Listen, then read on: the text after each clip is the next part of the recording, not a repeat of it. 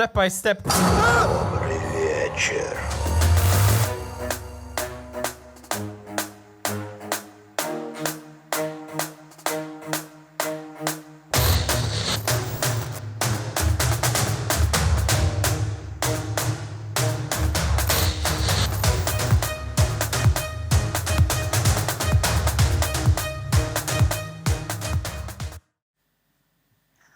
That was a little bit intense, wasn't it? Let's start off, thanks. Start off with a bit of a question. I'm going to kick off with a question. So, who here has noticed that just in the past 5 years, who and what you are influenced by has changed? Who has noticed that? Quite a lot. Here's another question, probably a more important question. Who here has noticed that who and what is influencing your customers has changed significantly over the past about 5 years? Yeah, absolutely, absolutely. And that video raises an important question for me, and it is this. What does it take, given all that noise, all that distraction, what does it take to stand out as a trusted authority? Essentially, what does it take to stand out as an influencer today, in today's market? And that question's kept me plenty busy over the span of my career. I first arrived in Australia I was about to say 15, but it's actually 18 years ago. And I arrived, there's some people who knew me when I arrived in this room.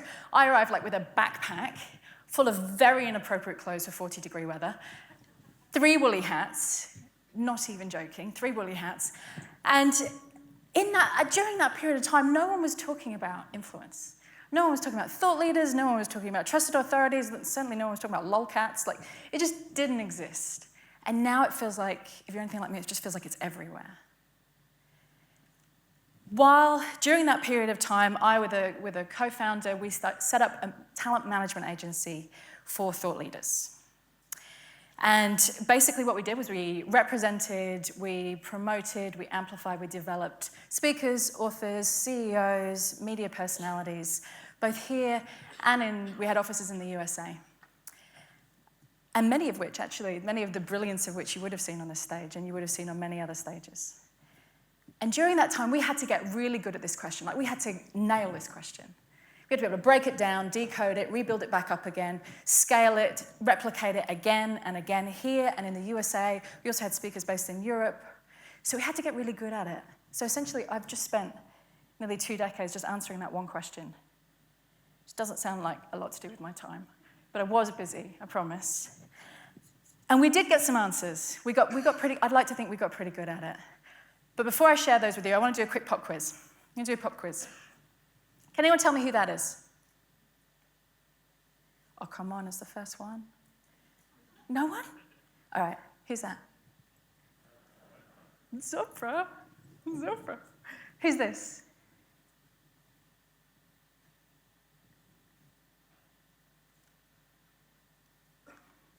Who's that? It's Jamie. All right, come on, still time to redeem. Who's that?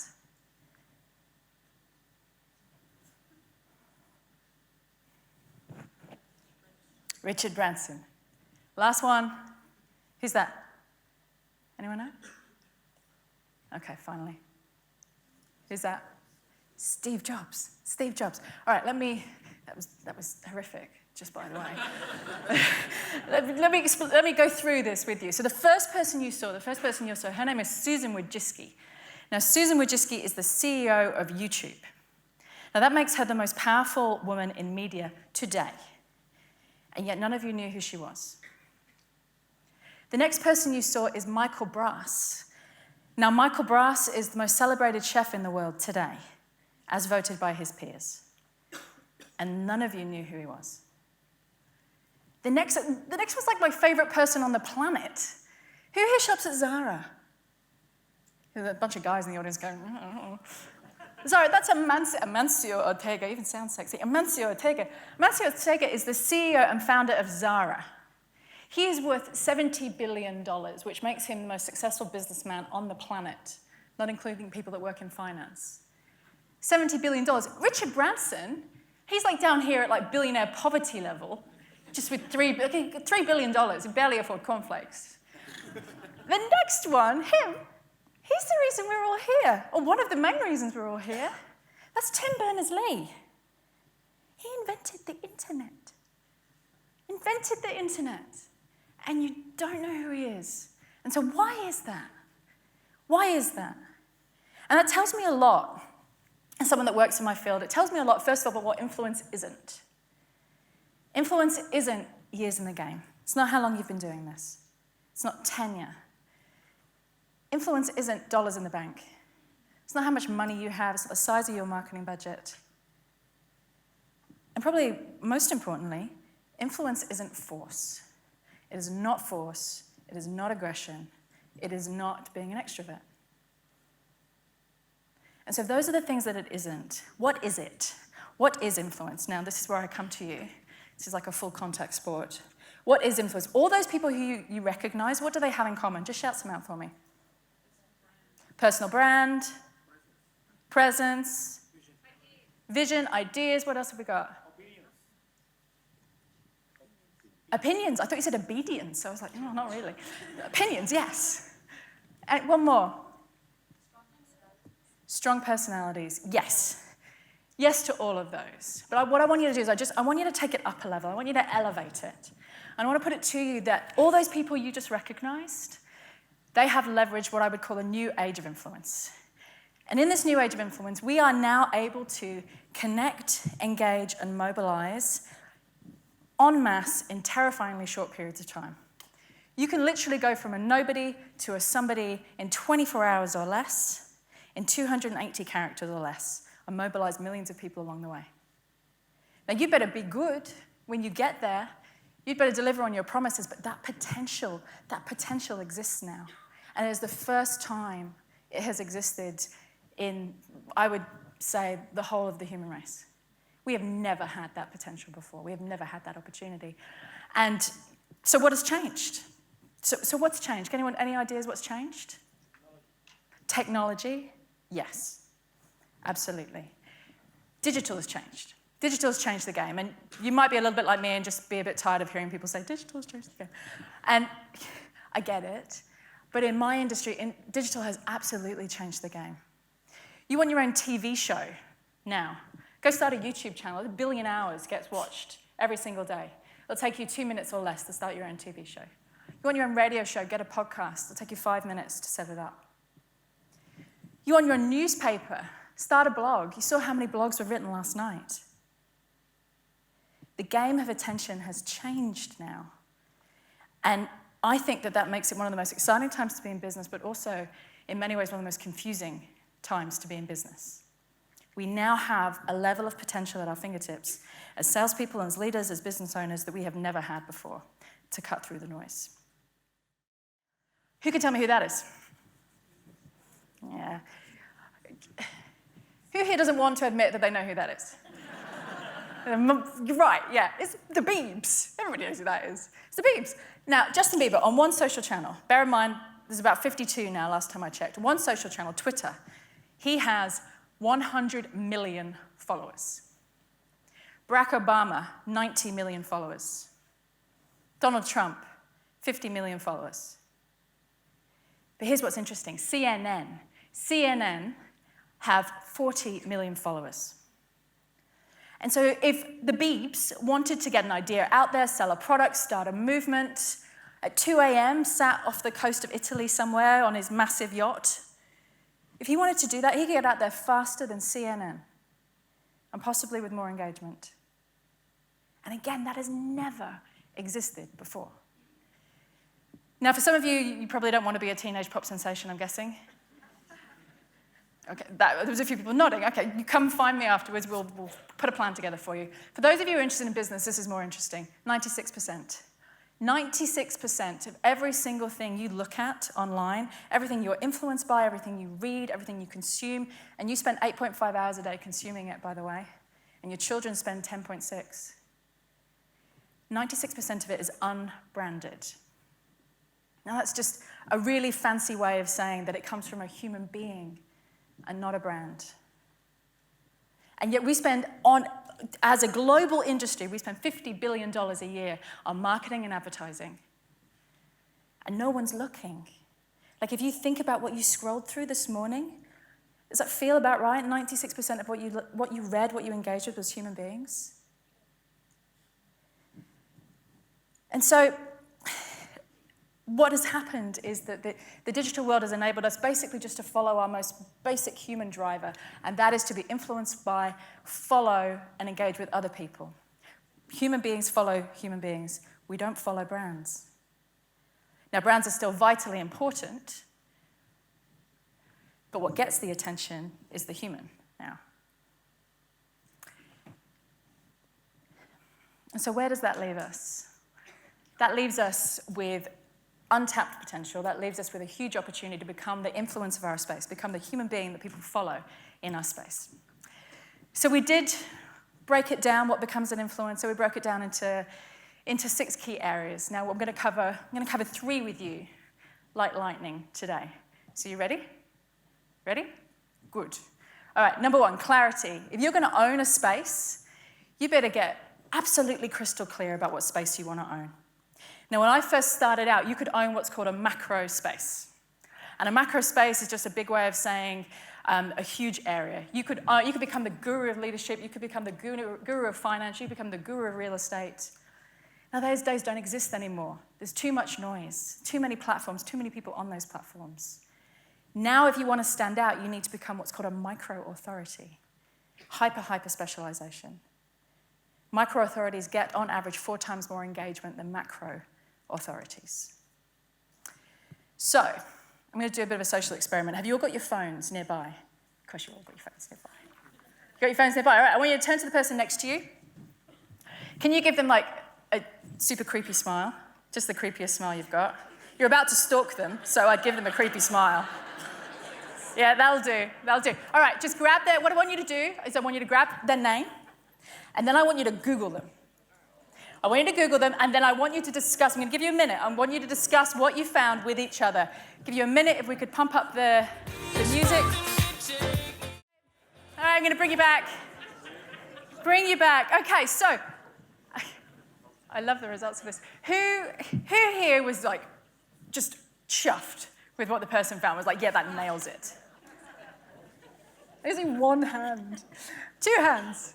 All right, who here was kind of like, yeah, it's okay, it's all right, it's doable. Who here could not be found at all?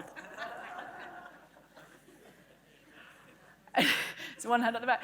And who here was just really surprised to find out that they were actually a pole dancer living in Texas? You laugh, it has happened.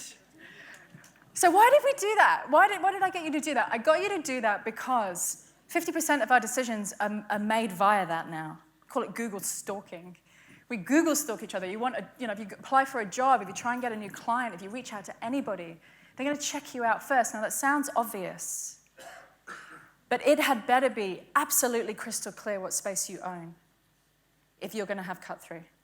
Absolutely crystal clear. And so how do you get crystal clear? Well, in the years of doing this, there's a fairly simple way that I have found that points us in the right direction. And I call it the influence intersection. Now, the influence intersection is basically where you take one world where you have mastery, experience, and insights. And then you overlay it with another world where you have mastery, experience, and insights. And that space in the middle, that is a space that only you can own. Now, I'll give you an example. Jamie Oliver, we were just talking about Jamie. Jamie Oliver, when he first started out, the celebrity chefs that I knew of, they were very kind of straight, they were like very French, 6-star restaurants, but they were technically brilliant. He came along now, he'd worked in 6-star restaurants, he was technically brilliant, but he overlaid that with another world that he understood, and that was the world of having a family and trying to feed them in a healthy way, quickly, on budget. And that space in the middle, that was a space that only he could own. There's another one, Steve Jobs. When Steve Jobs first started out, he was going against the IBMs of the world, the Microsofts of the world. Now, he knew that world. He had Steve Wozniak. He understood engineering. But he overlaid it with another space that he knew, and that was the space of creativity and of innovation and of breaking the rules. And that space in the middle, that was a space that only Apple could own. So I want to give you some homework. We don't have time for me to get you to do it now, but I want to give you some homework. I want you to ask yourself, what is your influence intersection? What is a space that only you can own? What is your hyper-specialization? Because you will need that to cut through the noise. Who knows who he is? It's Elon Musk, a bit of a hero. Elon Musk, when they asked his ex-wife the secret to his success, she's always dangerous, this is what she said. She said this: choose one thing and become a master of it. Choose a second thing, become a master of that. Master the two worlds, mash the elements, learn the language, and then you'll wake up with the epiphany that changes your life. Now, if that's how Elon Musk got where he is, I would say that there's something to that. So take your homework home and please work on it. Last one, contribution. Contribution. I want you to write this down, actually, because it's probably the only interesting thing I'm going to say. Write this down.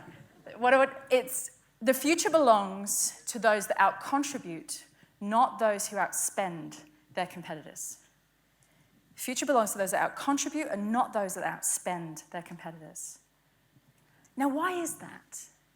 It's because now a lot of the most impactful, effective channels are free. They're free. And I mean, when I first started out and I went to uni, I studied marketing, and there's a threefold way of learning marketing. It's essentially outshout, outspend, and out-interrupt everybody else. Every marketing tactic you look at will involve one of those three things: outshout, outspend, out-interrupt. Now, who here loves being interrupted? Who just loves it? Who's just like, yeah, telemarketers, pop-ups on websites, ads, yeah. Actually, true story, literally happened about a week ago. My mum has figured this out now. So my mum, she called me and she was like, hey up, Jules. Which is actually what she sounds like. Hey up, Jules. Guess what? I figured it out. What I do is that I press pause when Coronation Street's on. I press pause, and then I go and make a cup of tea. And then I come back, and then I fast forward the ads. And it's brilliant. Now, if my mum has figured out, she's 70, if she has figured, she doesn't even have a phone, figured out how to get around advertising, what do you think? Do you think that maybe that's not the best way? Out-interrupting and out-shouting is not the best way anymore. Future belongs to those who out-contribute, not those who outspend. And the best way to out-contribute anybody else, and it's funny, I was just having a conversation in the hallway about this exact thing, is to become the translator of your space. Future belongs to the translators and not the technicians.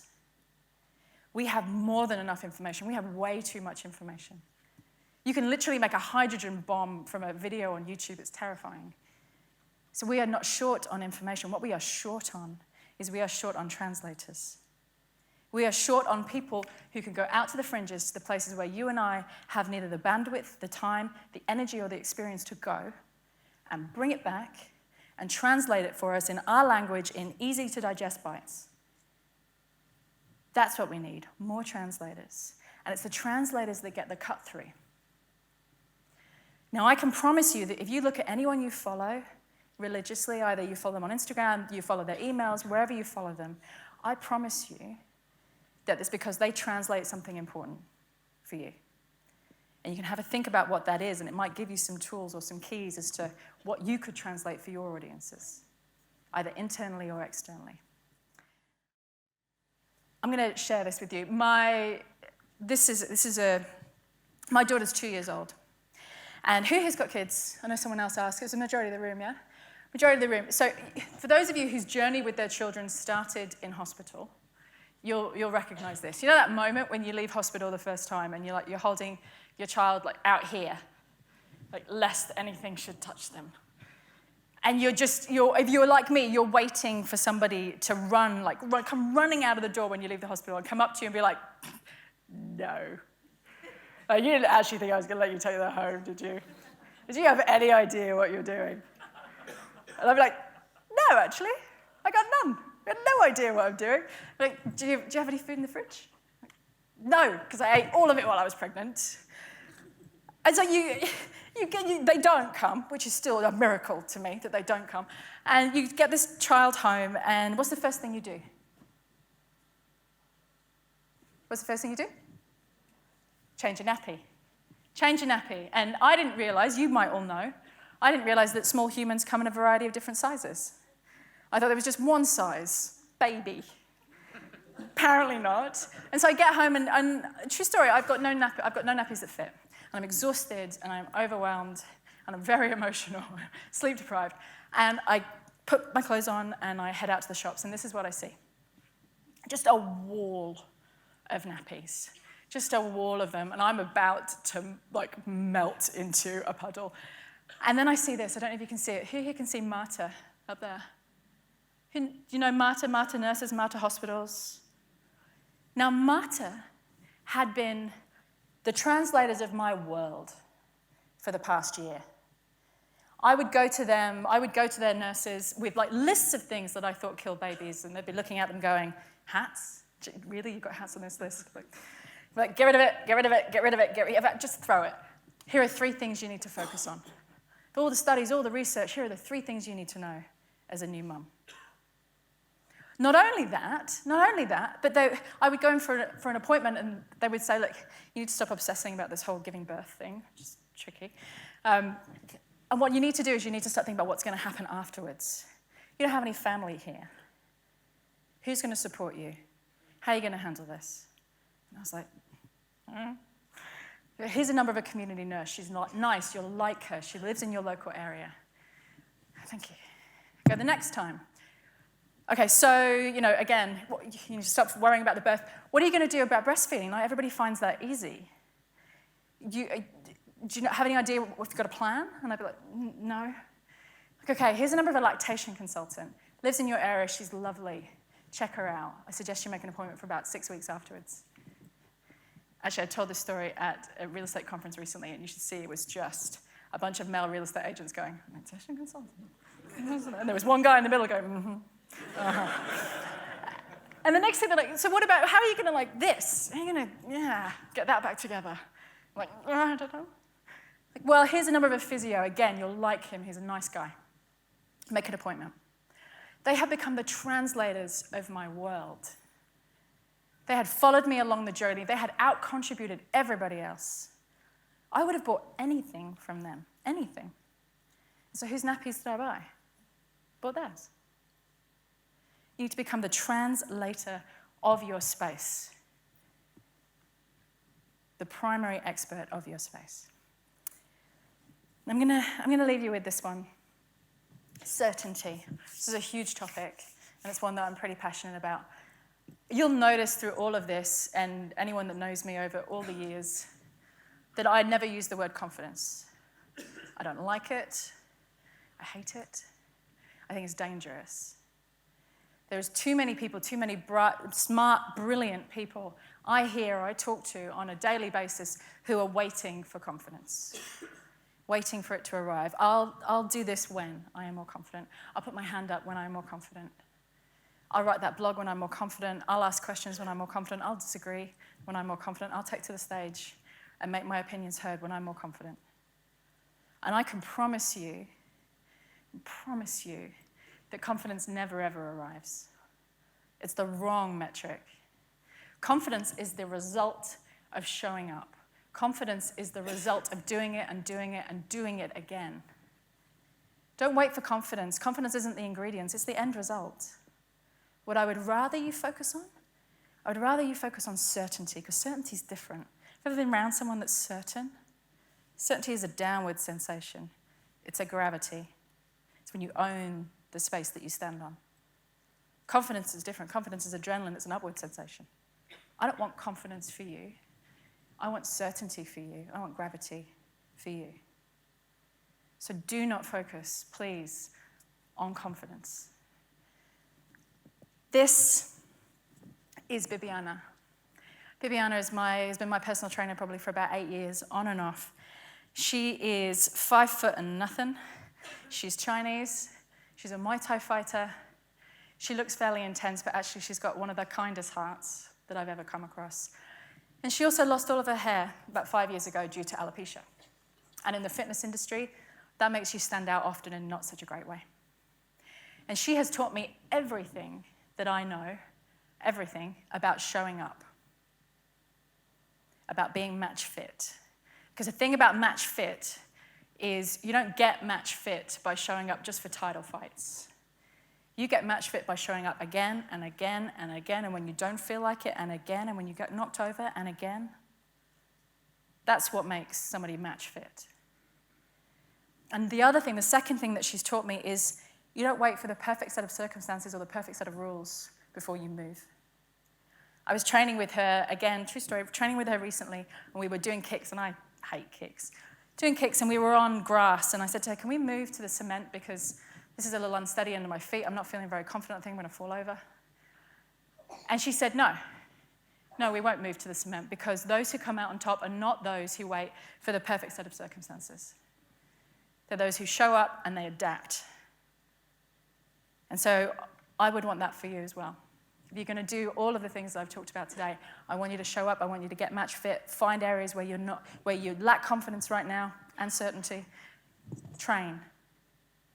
Because if there's one thing I can absolutely promise you, it's that influence doesn't live out there, just like leadership. It's an inside job. Thank you very much.